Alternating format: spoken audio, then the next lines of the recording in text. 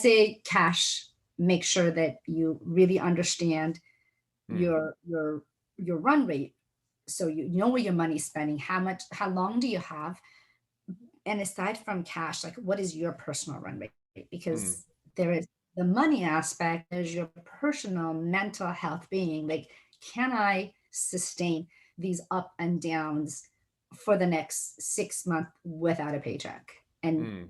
am I feeling really depleted that I need to maybe not be doing this, or I need to take a break? So I think it's your personal run rate and also your cash, making sure that you spend it wisely because cash is king. And if you don't have enough money, you're going to be out, you're done.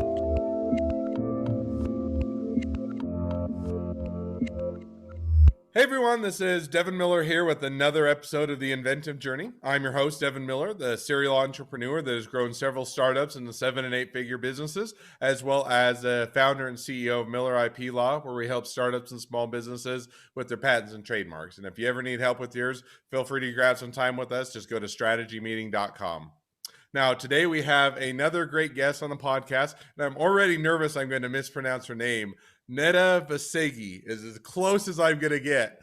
But Neda is, grew up, I think, in Iran for a few years or until she's around 10 years old. And then they moved to the US. And I think, in her words, kind of grew up with the family culture of living the American dream, or wanting to live the American dream. So went off, did college for a period of time, got some degrees, and then came out. And she had lots of ideas. And I think it was everything from a dance studio to working in a bar to working out or a workout or a fitness business, and lots of different and fun and exciting things, but really got into science and data and technology. And then it had a business partner that was in the food development or food science business, and was getting started a conversation, kind of figuring out how to do it, and decided how to move forward. And she'll get into a little bit more of that. And then kind of bringing it forward, had some adjustments or pivots to make in with COVID and the things that are going on, and had a good journey from there. So with that much as an introduction, welcome onto the podcast. Devin, thank you so much for having me. I appreciate it. So I gave just that very high level snippet overview, but let's talk a little bit more about your journey. So tell us a little bit more about being around 10 years old, going from Iran to the US, and kind of how that transition was, and then how that led to the rest of your journey.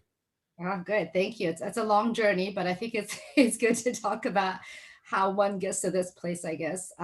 I was actually originally born in Iran, and I moved here in 1985. So we left during the second year of the war, Iran-Iraq War. Hmm. Parents came here ultimately just to get us girls, my sister and I, out of the country. I mean, my parents did not agree with the regime, and it was not something they wanted to see us girls raised in. So Hmm. we left in 1985 and came straight to Seattle and settled. And, I got to learn to speak English. Hence, I have this slight little accent. But if I have a couple of drinks, the accent's a lot worse. Fair enough. Yeah, then we settled in Seattle, and both my sister and I were raised in Seattle. And like what you said, it was the sort of the American dream. You know that if you come to this side of the world, there's a pretty good opportunity that if Hmm. you apply yourself, you can really do well for yourself. So you came to the U.S. and said, okay, parents want to give their kids the opportunity, Yeah. think it's a good environment to grow up in, get to overcome the language barrier. And I can barely notice an accent, so you do great. Haven't heard what you drink, so maybe a bit more so there.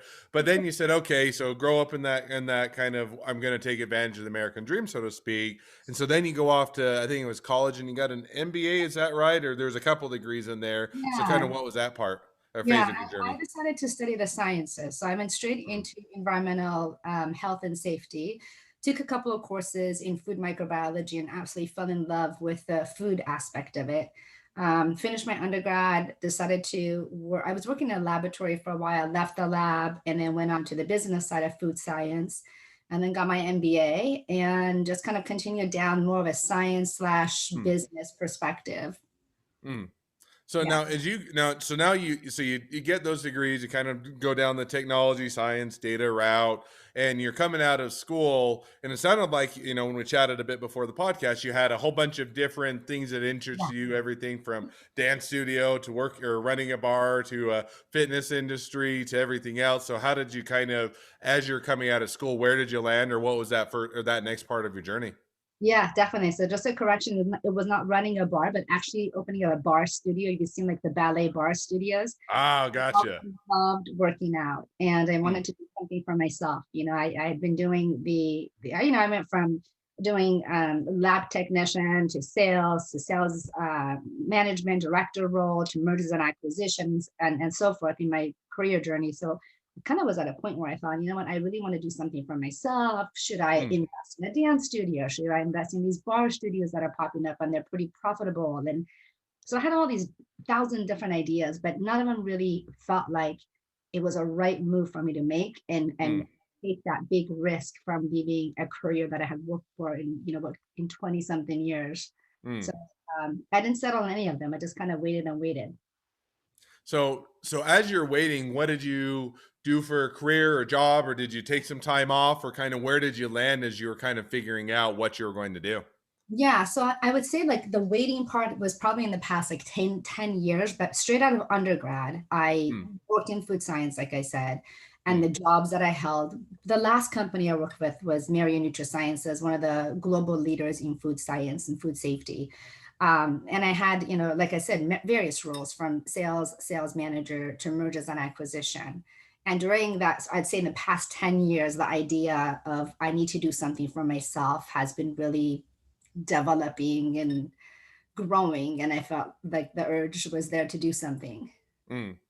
So you work in food sciences for a period of time, and work including your last job, and Mhm. as you're going through and kind of going through your day job, and then I think that you talked about, and you're wanting to do something else, but also it's always that tension of, hey, I've got a good paying job, it's stable, at least it's as stable Mhm. as a job can be. And I'll argue that big businesses ain't more stable than the small businesses. Big businesses has that appearance, but you're going through that, and there is kind of always that: do I continue on my path? Do I continue what I'm doing, or do I do something new and chase after something I'm excited about? And so kind of now, and I think that you started talking with who your current business partner is and food, and he was also in developing some of the food or in the food science business. So maybe share a little bit about kind of how that connection made and how you kind of decided to make the jump. Yeah, well, hey, thanks for touching on the fact that big business doesn't always have what we think it does. When you come from the corporate world, it's really hard to take that corporate hat off and say, oh my gosh, there's another way of living. It may not pay me for a year or two, but there's another way of living. So I'm glad you pointed that. I think it's really important to be able to take that, into consideration. Mm, So Lauren West, who is my business partner, is the founder of Microclimates. Him and his son he's in the technology side. So he knows nothing about safety, food science. He's on the technology side. mm, Uh, Software developer, enterprise software developer, one of the smartest guys that I know. He had developed something. So him and our families are very close families. And I've known him for, I think, 15, 18 years. mm, And we're at a party actually having a conversation about what he's doing with the technology that he developed. And he kept talking about the fact that he's developed it and how cool it is when it's developed. And I said, well, where's your market traction? Have you gained any customers? Are you guys selling? And he's like, no, we have some cool stuff built. So we mm, got talking about, his business and the fact that there needs to be some sort of a go-to-market strategy for him and what he's doing for that. mm, Initially, my thought was, oh, I'd like to invest in your company, mm, just I'm an equity holder, invest in your company. We had a property that I was going to sell. I bought the property in my 20s and I was going to sell that property and take some of the money, invest it. Somehow the conversation led to, we need someone on the sales side. We need somebody that can actually network and get our product out there on the market. Is this an area? I'm looking for a CEO. And the mm, conversations just kept developing over the next, few months regarding, all right, what would it take for me to leave my corporate job, the high paying job, a position that I've worked for so hard in 20 something years? What will it take for me to take that leap? And that's where we ended up, was eventually getting to a point where I left my corporate job to do this. mm. So now, and so hitting on that just a little bit, because Yeah. I touched on it and you touched on it as well. So leaving the corporate job, one, it's always a bit scary, no matter, how good the idea is, how good the business opportunity is. But how was it, that transition from kind of moving from the corporate side of things to kind of taking over a business, running it, being, working with the business partner, maybe not making as much money on the front end, but having a good time at it and kind of building something. How did that transition go for you? I'd say, Devin, before any of that, I think the transition, especially when you're, a family and you're a mother, and I think the transition is really important that you have a supporting spouse. That would be the Mm, first thing I would say. Is my husband and I had a lot of talks regarding what is this going to look like? Like, where am I going to need your help? Where do you need to be patient with me through this process? I've been a woman who's always made money for myself. I've never had to rely on anyone. I'm mm, not going to take any money in.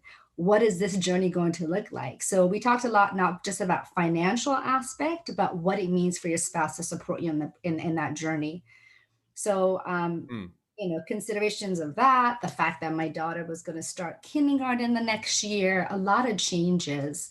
The journey, I'd say, was the first like month or two super exciting, right? You're getting into mm, something new, you've finally taken this big risk with your life, and then the reality kicks in and you realize, I having known sales and been in sales as long as I have, wow, this is not really easy to sell. Working for a corporate world where everything has been developed from marketing brochures to data sheets and everything else, you come into a world mm, where none of those things exist. You've got to mm, develop them. You can't pay someone to do them, so you're going to do a lot of it yourself. What does that all look like? So that was probably the biggest obstacle, was the reality of what it means to be in a startup and what I had in my mind versus that. And then mm. COVID hits. So, it's been a lot of ups and downs, but it's at the end, I'd say it's not a journey that I would change for anything else.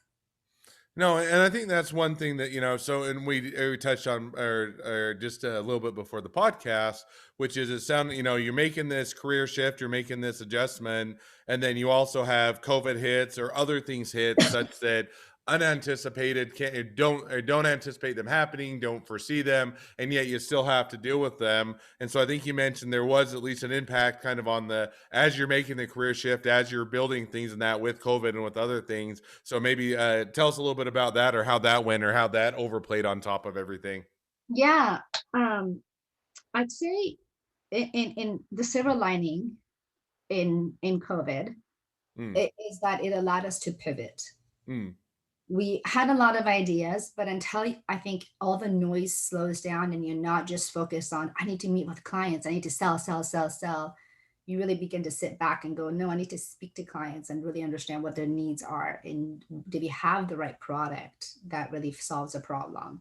So that was probably the best thing that happened to us in a mm, really, again, weird kind of way. It slowed us down. It really helped us pivot in a direction that's a lot more meaningful now. mm, It also allowed us to really sit back within the first month and go, where are we spending our money on a monthly basis? mm, How do we change that? Like, we need to last a lot longer than anticipated right now. So how do we quickly shift and really take a look at what's going to happen, not just short term, but long term, and how do we prevent that? And mm, having had a science background, it was January of last year when I read about coronavirus, RNA virus, that I meant, this is going to get real. This isn't just a 2 month break. Things are going to get really intense until there's a virus. So we mm. kind of saw that coming. And then at the same time, it was really good for us to kind of pause and rethink the way we're doing our business. So now, as you did that, because I mean, when you have something comes up with a business, first, I always have the philosophy, and hopefully it's right, that that if you, anytime the market changes, is there's an adjustment in the marketplace, whether it's good, bad, or indifferent, it's something that causes the market to change. It presents an opportunity. It presents an opportunity because it reveals the chinks in other people's armors and their weaknesses in the other people's businesses, such that you can say, how can we pivot or take advantage of that so that we can be successful during the change? And so I think that, that always presents an opportunity. But at the same point, you always, anytime there's change in the marketplace, it gives you a bit of a nervousness, or gives gives you a pause, right? Oh no, we have to now rethink what we're doing and how we're doing it, and can we adjust? And all of our plans are now kind of out the window, or at least have to adjust them. So when you originally kind of had that realization, hey, we're going to have to change, we're going to have to adjust and pivot a bit. How did you guys tackle that, or how did you decide this is how we're going to pivot? Yeah, it was on where we were spending our money, right? Our Mm, monthly money. That was a hard one to come to, because we were spending, just some money renting a space for office space, and mm, um, we weren't working from home. So there was all that.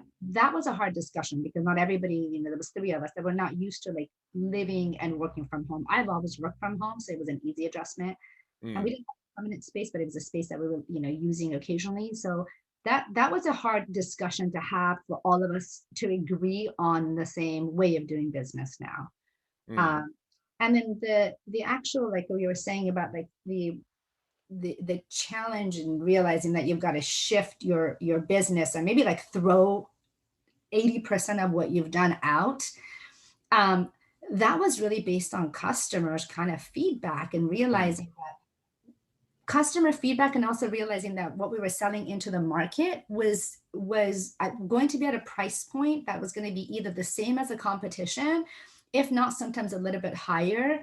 mm, And understanding a little bit more about the customer and realizing that they don't actually need everything at once, we decided to divide what we were selling. So we divided what we call the operational technology from information technology, allowing a very scalable solution, mm. realizing that people are not going to have the budgets they used to have. So there was a lot of, from a technology perspective, it was really like we literally threw out the hardware that we had and Mm. decided on a different route. Well, I think that, but I think that, sometimes when you're forced to take a pause and you're forced to either say, hey, we're going to hunker down and try and wait this out, which generally is not a good, sometimes it works and sometimes a good plan, but most of the time waiting things out is only going to be death by the thousand cuts. You're always waiting till things go back to how they were, versus saying, hey, we've got to pivot, we've got to adjust, and it may be painful, but it's going to be more beneficial, we'll be stronger on the other end type of a thing. I think is a better approach. And it sounds like what you guys did. So now looking towards, having that in mind, making the throwing out 80%, making the adjustments and the pivots and whatnot.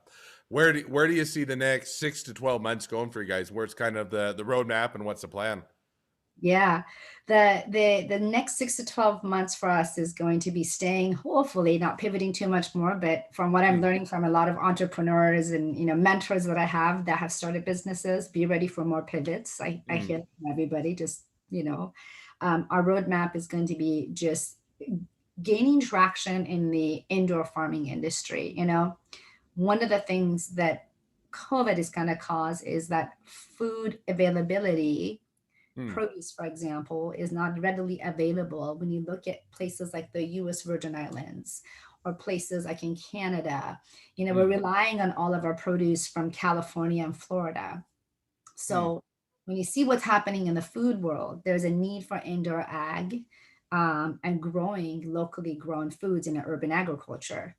But there's a price to pay for that. So where we mm, see things happen in the 6 to 12 months is the ability to provide this affordable solution for these customers. So we have to stay on track with providing a scalable, affordable solution for them, being mm, able to add additional software as needed, and making this whole indoor farming, whether it's cannabis or food, making it so that it's tangible for them to get to a point where they can have an automated system. So our goal is to really stay on track with mm. making it affordable and scalable, growing our business, gaining new customers, and really hopefully go on a global level. I mean, it's one thing to be in North America. We really would love to go and support, especially the countries that have an immediate need for locally grown produce so they can have healthy food to eat. Mm. No, it sounds like that's both a good roadmap, a good trajectory, and a good place to be. So that's exciting to see how it plays out. Well, as we wrap towards the end of the podcast, I always have two questions that I ask. And so why don't we jump to those now? So the first question I always ask is, so along your journey, what was the worst business decision you ever made and what did you learn from it? The worst business decision was investing in what is not your core competency. Like you have to know, I believe you have to know what are your strengths, what is your team, what are the strengths on your team, like what are they good at? And Mm, if you are not a hardware developer, like we were not, the mm, worst decision was to get into the hardware world plus software. mm, That was a big investment. We put money towards it. We put it out to trial for a customer, and the thing kept, unplugging and breaking and with issues. And unless you have funding as a startup to mm, throw towards getting that industrialized and getting going through UL listing, bad idea. So we learned that you really should stick to your strengths and your core competencies.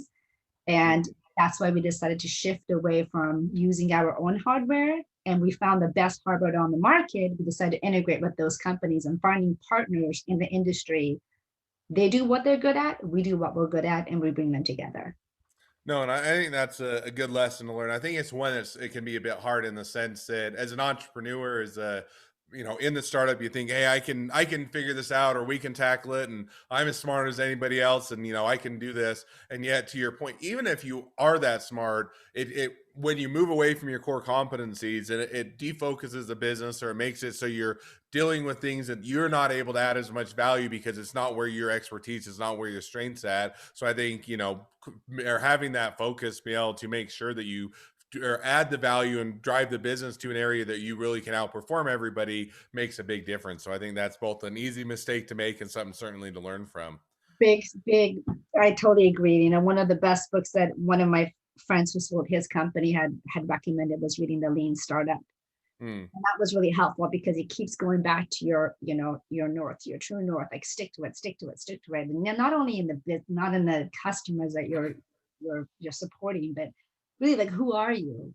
And you're right. It was a good awakening and it was a good learning experience. But you're right. At the beginning, you think, oh, I can do all of these things, and you realize, no, there's also a price to pay for all these too. And if you can't hire the people to do it, then you shouldn't be doing it. no, I completely agree. So, Yeah. all right. Now, the second question I always ask is if you're talking to someone that's just getting into a startup or a small business, what would be the one piece of advice you'd give them? Um, I would say that one piece of advice, because I could have so many pieces of advice for them. I'm not even mature in the entrepreneur world like the rest of the folks out there. But I'd say cash. Make sure that you really understand Hmm, your run rate, so you know where your money's spending, how long do you have, and aside from cash, like what is your personal run rate?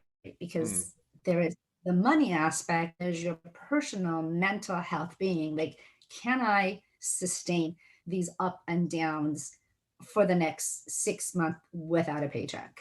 And hmm.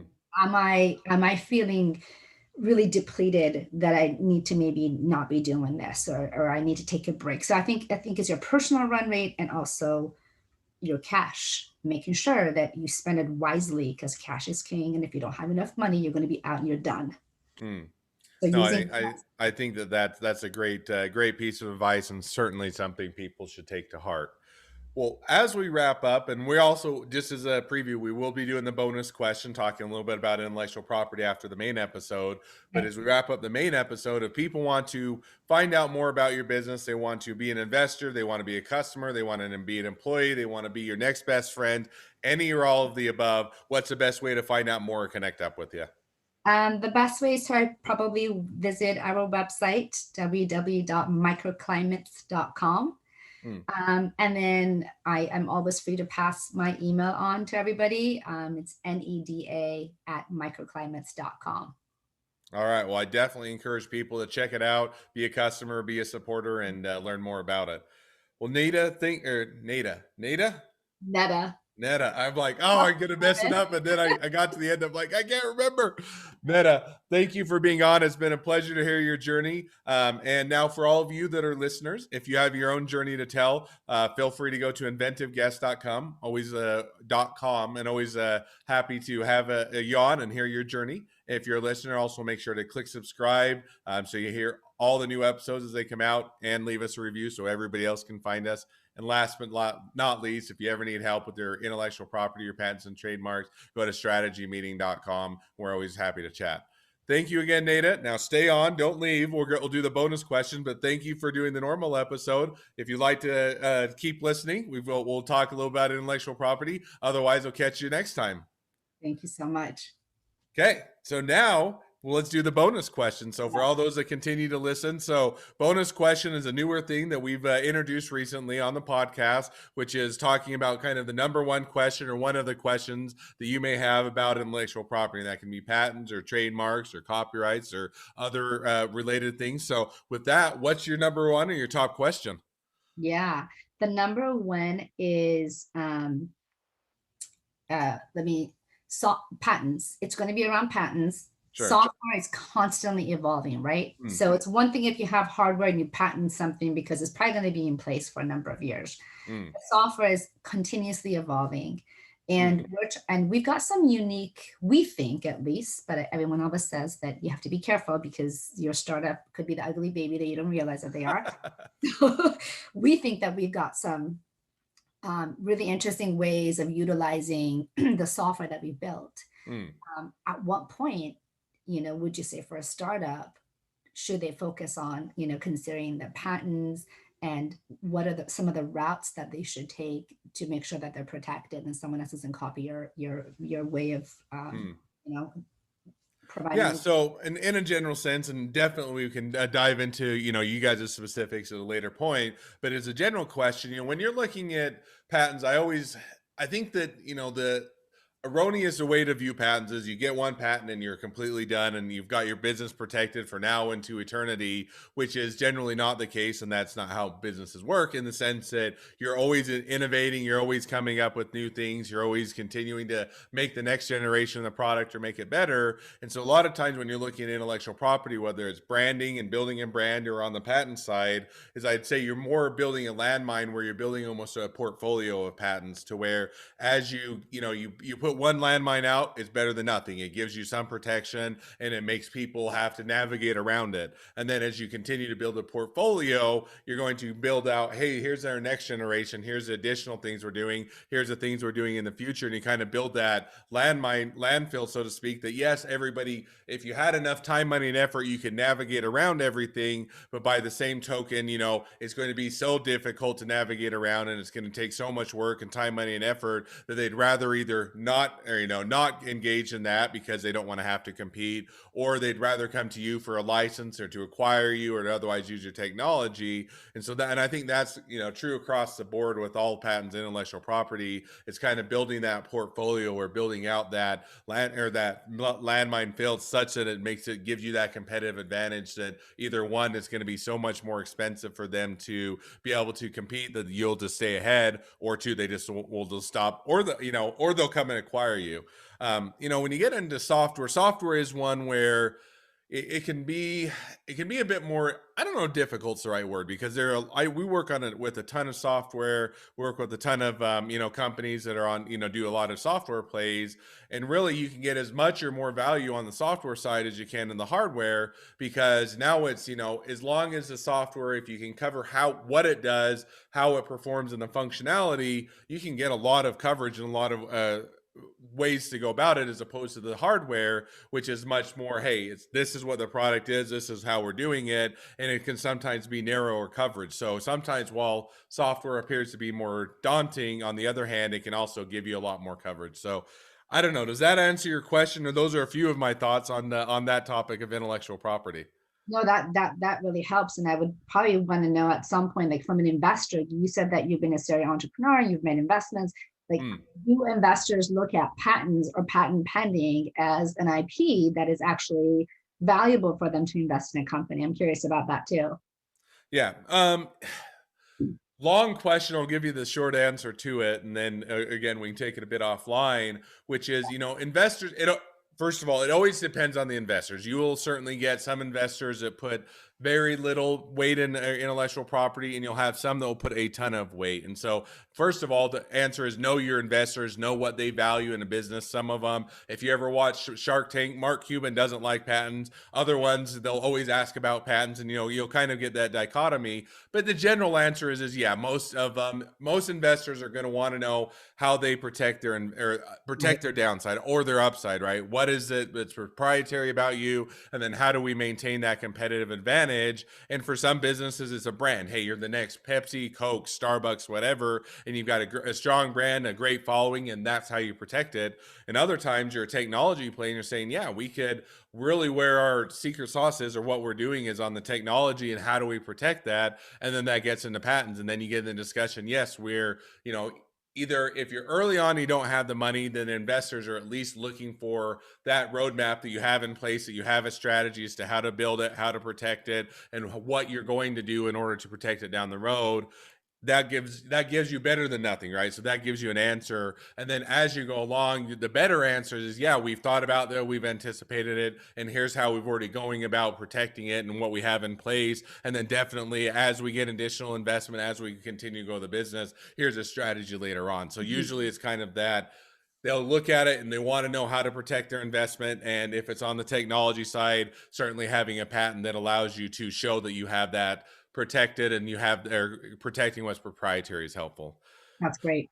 Well, there's your two top questions, and I'm sure there are more that we could discuss and later on. And if anybody else has any additional questions, always feel free to grab a strategy session with us. Just go to strategymeeting.com, and we're here to help.